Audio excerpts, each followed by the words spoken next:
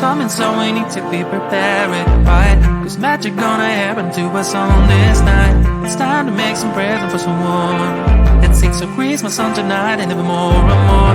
I know that you will have a party in your home for sure. And you will dance and laugh with all you care and love. So keep your wish until you let it go. And then continue having the best month of the year, come on. It's midnight, let's party.